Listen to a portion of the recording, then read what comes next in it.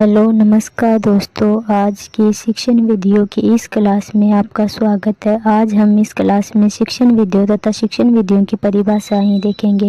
हिंदी भाषा शिक्षण की वीडियो से विभिन्न प्रतियोगिता परीक्षाओं में जैसे कि CTET, UPTET, REET, MPTET, HTET, second grade Hindi teaching method से विभिन्न प्रश्न पूछे जाते हैं।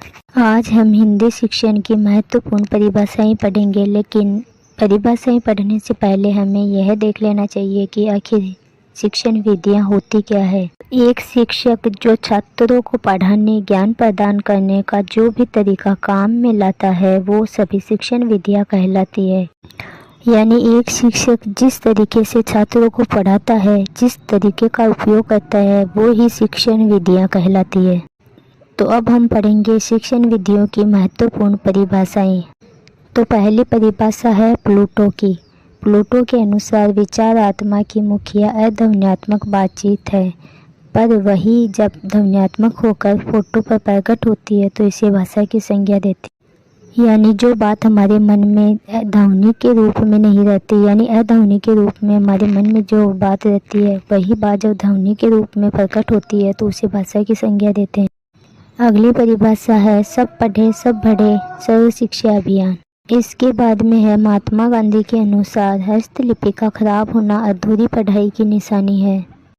यानी महात्मा गांधी जी के अनुसार पढ़ाई के साथ साथ हस्तलिपि भी अच्छी होनी चाहिए, तभी पढ़ाई पूरी मानी जाती है। ये महात्मा गांधी जी के अनुसार उन्होंने अपनी परिभाषा दी है।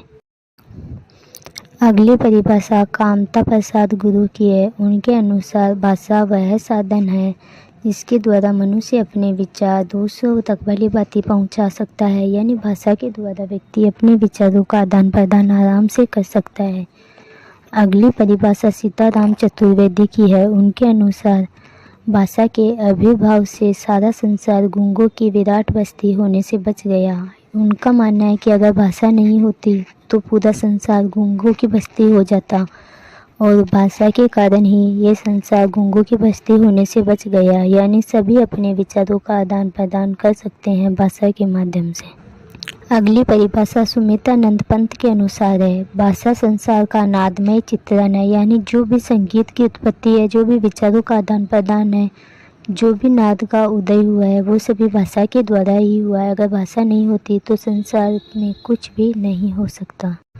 तो ये तो थी हिंदी भाषा शिक्षण की महत्वपूर्ण परिभाषाएं। आगे हम पढ़ेंगे हिंदी भाषा की महत्वपूर्ण शिक्षण विधियां, जिसमें हम सर्वप्रथम पढ़ेंगे गद्य शिक्षण के दौरान शब्दों की व्याख्या हेतु विधियां। हिंदी शिक्षण विधियों को पढ़ने से पहले हम हिंदी शिक्षण विधियों का उद्देश्य समझ लेते हैं। इसका उद्देश्य है विद्यार्थी अपने शिक्षक की सहायता से अपने भाषा का कौशल का विकास करते हैं, और इस प्रक्रिया को छात्रों के व्याख्यान में स्पष्टता मिलती है। इस विधि द्वारा एक बालक को पढ़ाना, लिखाना, उच्चारण कराना एवं नवीन रचनाएं करना सिखाता है। यानी एक शिक्षक छात्रों को उसकी व्याख्या में स्पष्टता प्रदान करता है। उन्हें नवीन रचनाएं पढ़ना, लिखना, उच्चारण करना, ये सभी चीज़ें छात्रों को सिखाने के लिए विभिन्न प्रकार की विधियों का प्रयोग करता है। इसलिए गद्य शिक्षण के अंदर शिक्षण विधियों का महत्वपूर्ण स्थान है। तो अब हम पढ़ेंगे गद्य शिक्षण विधियाँ, यानी शब्दों की व्याख्या हेतु हमें कौन सी विधियाँ काम में लेनी है। तो हम पढ़ रहे हैं शब्दों की व्याख्या हेतु विधियाँ। इसमें पहली विधि है पर्यायवाची शब्द बताकर।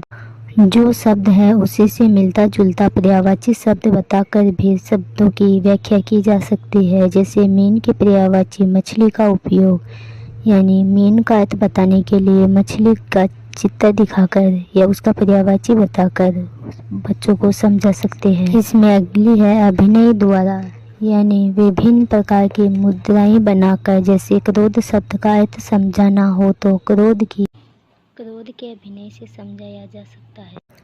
यानी क्रोध के जैसा हाव भाव दिखाकर बच्चों को क्रोध शब्द का अर्थ समझाया जा सकता है। अगली परिभाषा है वस्तु प्रदर्शन के द्वारा। जो शब्द समझाना है उसे मूर्त रूप में, यानी बच्चों को दिखा करके उस शब्द को समझाया जा सकता है। जैसे काष्ठ शब्द का अर्थ लकड़ी को प्रदर्शित कर समझाया जा सकता है। लकड़ी का अर्थ काष्ठ को समझाने के लिए लकड़ी का प्रयोग करके बच्चों को लकड़ी शब्द का या काष्ठ शब्द का अर्थ समझाया जा सकता है।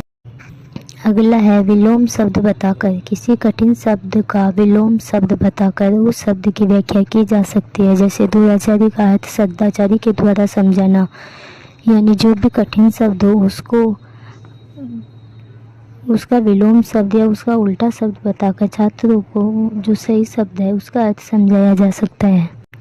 तो अगली विधि है संधि विच्छेद द्वारा। किसी शब्द का अर्थ संधि विच्छेद के द्वारा समझाया जा सकता है। जैसे विद्यालय का संधि विच्छेद विद्या फलशाले यानी विद्या का घर, यानी किसी भी शब्द जो कठिन शब्द हो उसका संधि विच्छेद करके यानी उसको टुकड़ों में बांट करके बच्चों को समझाया जा सकता है। तो ये सभी हिंदी गद्य शिक्षण की शब्दों की व्याख्या हेतु महत्वपूर्ण विधियाँ हैं, क्योंकि गद्य के अंदर शब्दों की व्याख्या या शब्दों को समझाना बच्चों के लिए बहुत ही महत्वपूर्ण होता है। इसलिए गद्य शिक्षण में शब्दों की व्याख्या के लिए यह महत्वपूर्ण विधियाँ हैं। ऐसी और भी कई विधियाँ हैं, जैसे उपसर्ग या प्रत्यय द्वारा समझाना, समास विग्रह द्वारा समझाना, वाक्य में प्रयोग द्वारा समझाना। तो ये सभी विधियाँ हिंदी शिक्षण के लिए महत्वपूर्ण विधियाँ हैं। आपको ये वीडियो कैसा लगा कमेंट करके